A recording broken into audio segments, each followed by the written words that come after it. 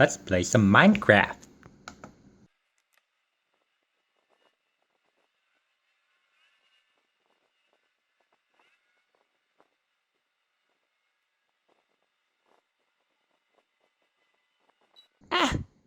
So, before we start today's video, I want to say a big thank you to everyone who has subscribed to the channel. I have surprisingly reached 100 subscribers as of the recording of this video, which is on November 5th, as you can see right there. And yeah, I have actually been getting ready for even more midterms, so I haven't really had anything in store for reaching this milestone. So here I am, getting ready to install a graphics card on a netbook of all things. So yeah, stay tuned for more content, I guess. And now, with all the introduction out of the way, I just want to quickly show the graphics capabilities, or at least the current graphics capabilities of this netbook.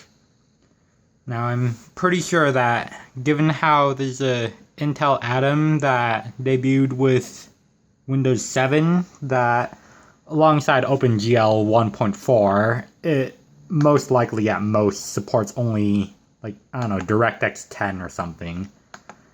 And while the GPU I'm going to install on it, which is this GTX 9800 Plus, it's actually almost as big as the computer itself.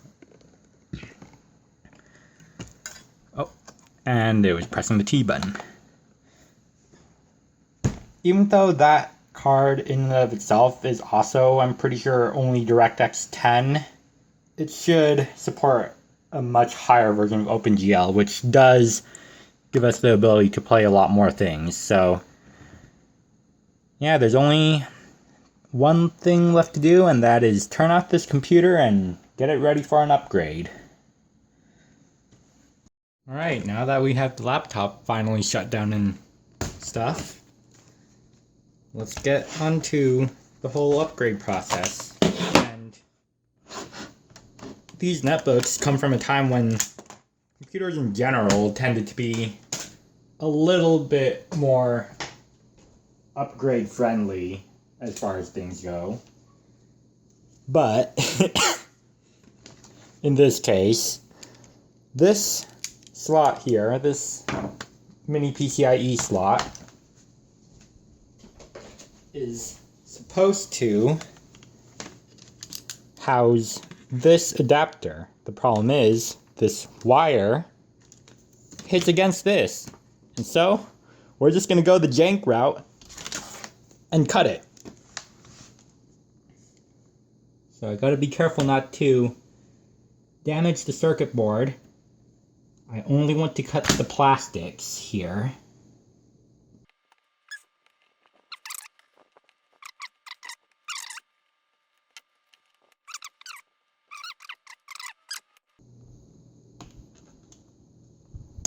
There we go. And that's snapped out of the way. Clear out the debris a bit. And now, where's my screwdriver? There's my screwdriver. Clearly, I am not all that prepared for this, and if I sound a bit, like, out of it, that's because I got a COVID booster shot yesterday. My whole body is in pain right now. It's gonna be a couple days before things get back to normal for me. Anyway, now we can cleanly fit that in. So let's put the screws back now. Oh, they're not magnetic. Okay.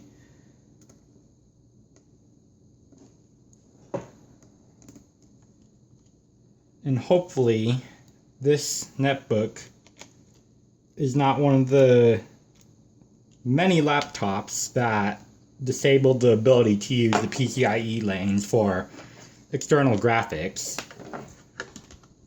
So let's see now. How do I want to rep this? I'm pretty sure it can run without a battery, so I'll just leave that out.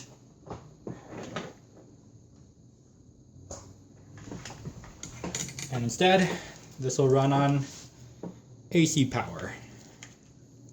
So, with that already surprisingly done quickly, let's just slot the graphics card onto here, and then we'll move on to our test setup, which will include the power supply for the GPU power. Okay, and now it's all hooked up. I have the power supply jumpered on the power good signal, so that then it'll turn on as long as I have the actual physical switch on the back here flipped on.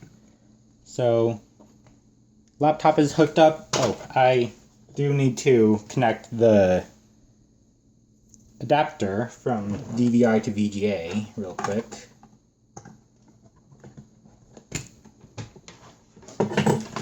Get the VGA cable up. Connect it here. And now I think we should be ready. So let's first power on the graphics card. Where's the switch? There's the switch. And you can hear the GPU fan spinning. Oh, I think we might be getting an image. The laptop screen isn't on, so I think it's outputting through. Hey!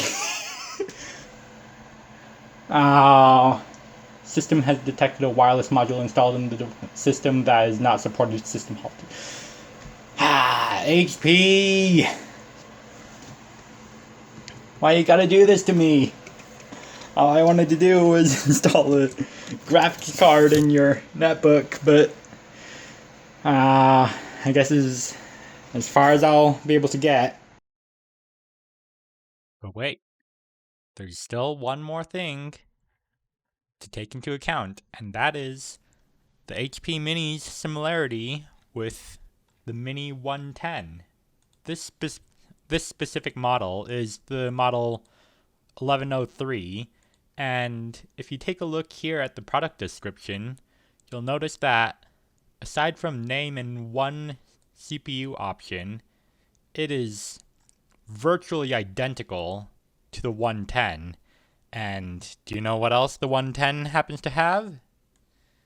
BIOS mods.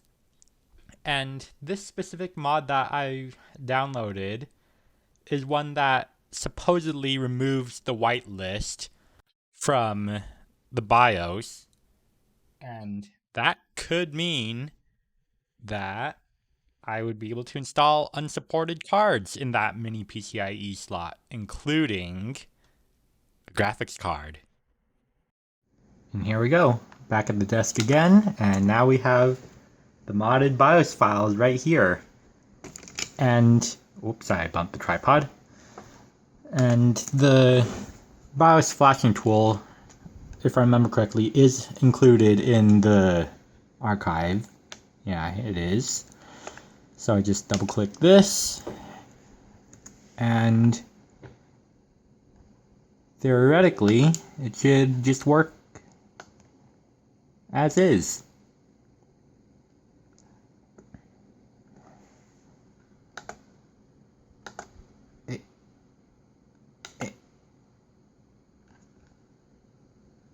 Okay, here we go.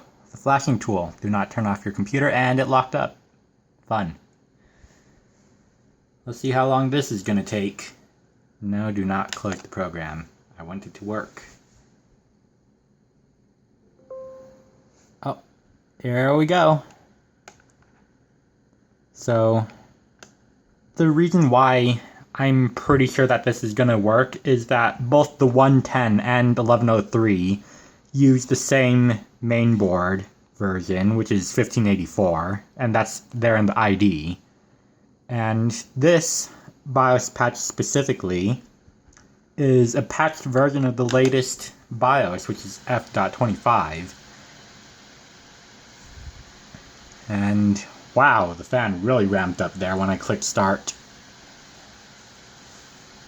Once this is done, I'll do a quick restart to see if it'll still boot or not, and if it does, then I'm gonna hook it back up to the graphics card and see what happens.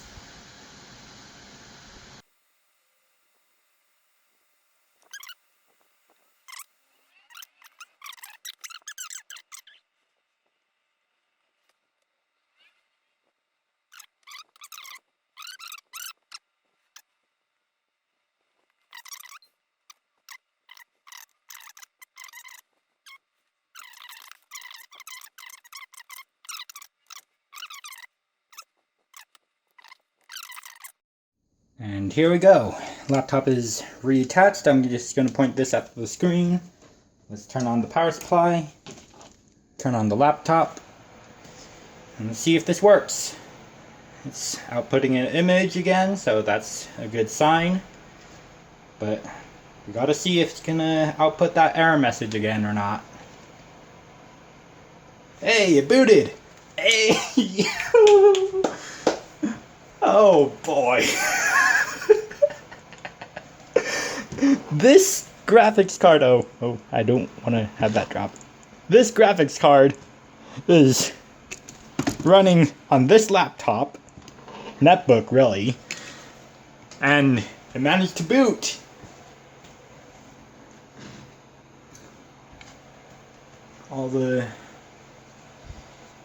Okay, now I gotta find some drivers. I gotta calm myself before I make the achiness flare up again. My left arm's been feeling like dead weight all day. So, yeah, excitement aside, I'm gonna cut to when I have all the drivers and stuff installed.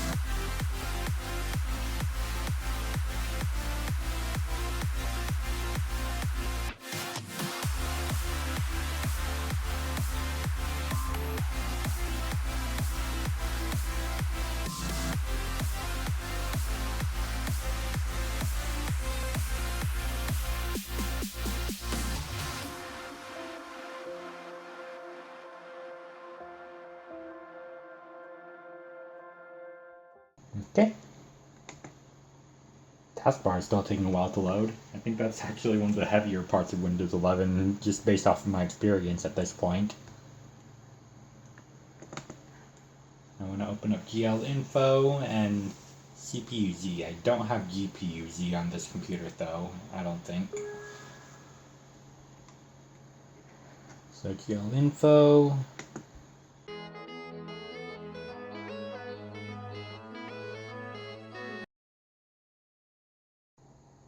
There's the console log.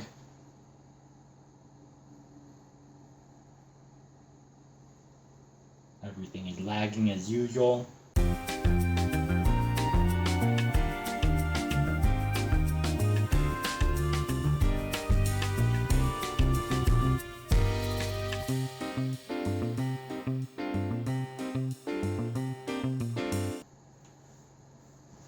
There we go. Good old Minecraft on a netbook with discrete graphics. Oh, there's a wolf in the corner. Let's see if I can get this into full screen mode.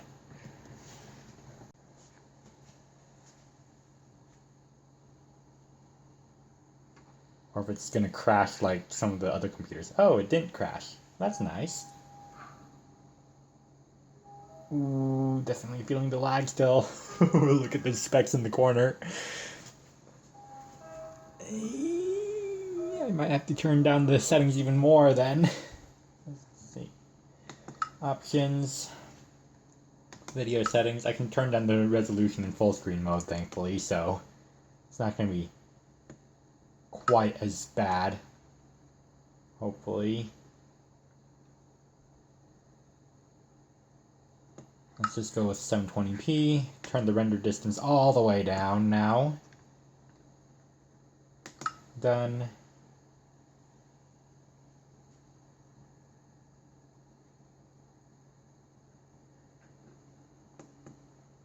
Oh, it's freezing up again. Clearly, we've got a bottlenecking situation here.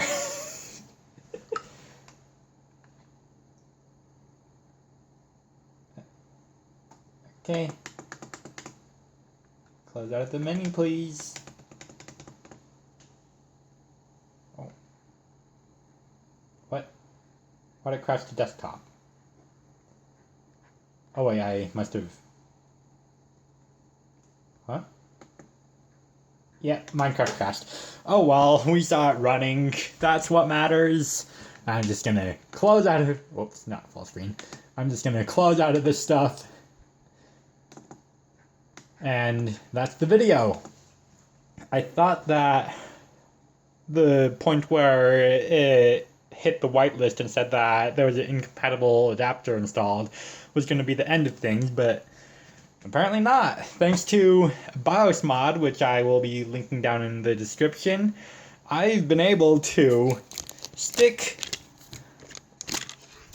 a desktop grade GPU onto a netbook using nothing but a very janky looking little adapter. So, yeah, thanks for 100 subscribers. If you like this sort of insane content, then feel free to subscribe. Or if you just like this video and don't want to subscribe, maybe leave a like. It does help my channel. And yeah, until next time, I'm out. See ya.